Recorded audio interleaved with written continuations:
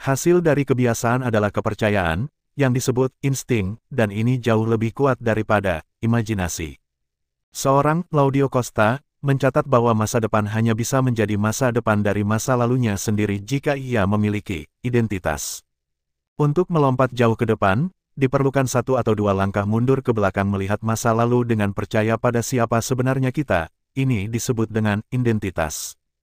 Simak ini, keterkaitan sejarah, identitas dan pengaruhnya pada kemajuan dari suatu bangsa yang belajar dari masa lalunya. Dan catatan sejarah kita, tidak seperti fakta benar di masa lalu, pertanyaan tentang masa lalu yang tertulis tidak sesuai fakta, ini diselidiki, dan kunci akademik tentang pertanyaan ini, disebut skeptis.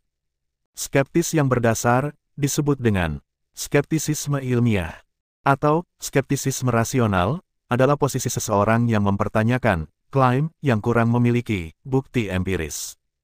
Skeptisisme ilmiah berbeda dengan skeptisme filosofis. Skeptisisme ilmiah menggunakan pemikiran kritis dan pembuktian melalui induksi ketika mencoba melawan klaim yang kurang memiliki bukti.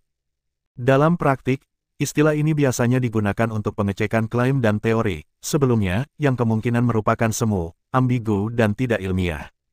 Sebagai istilah ilmiah, hermeneutika diperkenalkan pertama kali sejak munculnya buku dasar-dasar logika, Pri Hermeneias karya Aristoteles. Sejak saat itu pula konsep logika dan penggunaan rasionalitas diperkenalkan sebagai dasar tindakan hermeneutis. Hermes menjadi simbol seorang duta yang dibebani dengan sebuah misi tertentu. Berhasil tidaknya misi itu sepenuhnya tergantung pada cara bagaimana pesan itu disampaikannya. Oleh karena itu, hermeneutik pada akhirnya diartikan sebagai proses mengubah sesuatu atau situasi ketidaktahuan menjadi mengerti. Skeptisisme ilmiah berbeda dengan skeptisme filosofis. Skeptisisme ilmiah menggunakan pemikiran kritis ketika kontradiksi dapat dicapai secara logika. Asumsi tadi telah terbukti salah sehingga pernyataan tersebut benar. Pembuktian melalui kontradiksi atau reductio ad absurdum bukanlah sebuah argumen yang salah. Sebaliknya jika dilakukan dengan benar merupakan argumen yang sah, benar. Dan jika pembuktian melalui kontradiksi menghasilkan kesalahan, kesalahan tersebut terletak pada kesalahan pada proses penurunan kontradiksi, bukan pada cara pembuktiannya. Sains, sebagai proses merupakan langkah-langkah yang ditempuh para ilmuwan untuk melakukan penyelidikan dalam rangka mencari penjelasan tentang gejala-gejala alam dan pembuktian kebenaran catatan sejarah. Langkah tersebut adalah merumuskan masalah, merumuskan hipotesis, merancang eksperimen, mengumpulkan data, menganalisis dan akhirnya menyimpulkan. Ini yang terjadi pada pencatatan sejarah kita bahwa pembuktian benar dalam catatan pendukung sejarah adalah jika ada segudang referensinya. Bagaimana jika seluruh referensi terdahulu semua salah karena sudah dirancang dan dibuat catatannya seragam dengan niatan untuk dihilangkan.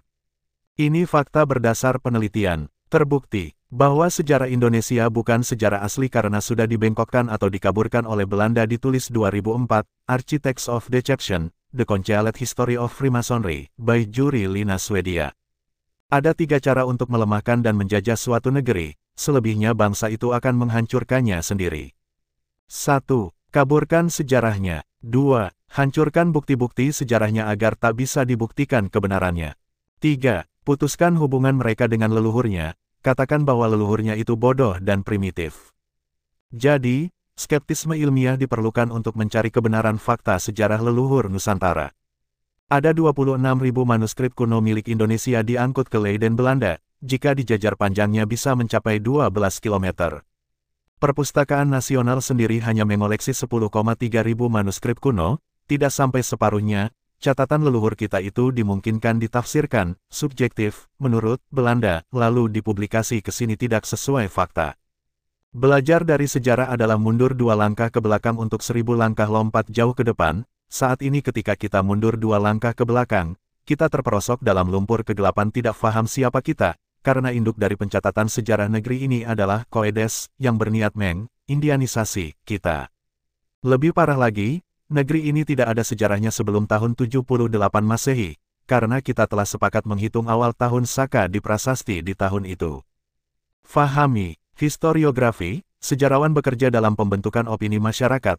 Sejarawan telah menghasilkan sekumpulan buku sejarah, kemudian pembaca selalu terjebak pada status quo. Jika para akademisi dan birokrat membiarkan hal ini berkelanjutan, ia akan dipermalukan oleh gelar dan jabatannya. Jejak rekam digital mencatat artikel ini. Sejatinya, tidak ada pemaknaan abadi dalam sejarah. Sejarah dalam dekade waktu tertentu bisa dianggap sakral, akan runtuh oleh perkembangan kemajuan ilmu pengetahuan selanjutnya. Revisionis histori adalah para pekerja yang berada dalam proses alami sejarah itu sendiri, menyempurnakan distorsi subjektif penulis sejarah terdahulu. Yang dominan dari penjajah yang ingin merampok Nusantara. Sejarah akan memutar siklus alami membuktikan fakta nyata kebenaran masa lalunya, tidak ada yang dapat merubah fakta nyata kejadian masa lalu, hanya dengan merubah catatan apa yang terjadi sebenarnya. Hasil dari kebiasaan adalah kepercayaan, yang disebut insting, dan ini jauh lebih kuat daripada imajinasi. Seorang, Claudio Costa, mencatat bahwa masa depan hanya bisa menjadi masa depan dari masa lalunya sendiri jika ia memiliki identitas. Untuk melompat jauh ke depan, diperlukan satu atau dua langkah mundur ke belakang melihat masa lalu dengan percaya pada siapa sebenarnya kita. Ini disebut dengan identitas. Dan identitas bangsa ini sudah jelas, bahwa sejatinya kita bangsa besar, bangsa yang leluhurnya telah mewarnai 3/4 muka bumi, di antaranya tanah India. Leluhur kita adalah bangsa Arya, yang membawa ajarannya, Dharma, sampai ke tanah India, menjadikan terlahirnya Buddha, Jaina dan Hindu di India. Tapi, catatan sejarah yang dibuat penjajah membalik fakta itu, dan hingga saat ini kita masih saja mau dibohongi. Ingat sekali lagi, hasil dari kebiasaan adalah kepercayaan, yang disebut insting, dan ini jauh lebih kuat daripada imajinasi. Jadi, setelah kita paham siapa sejatinya kita kemudian percaya bahwa kita akan mengulang kejadian sejarah maju, maka mentaliti bangsa unggul akan menjadi attitude bangsa ini, yang menyebabkan jadi kebiasaan. Kebiasaan atau mindset pola pikir ini yang dapat mengantarkan pada kemajuan kumulatif suatu bangsa, kemajuan yang diupayakan bersama.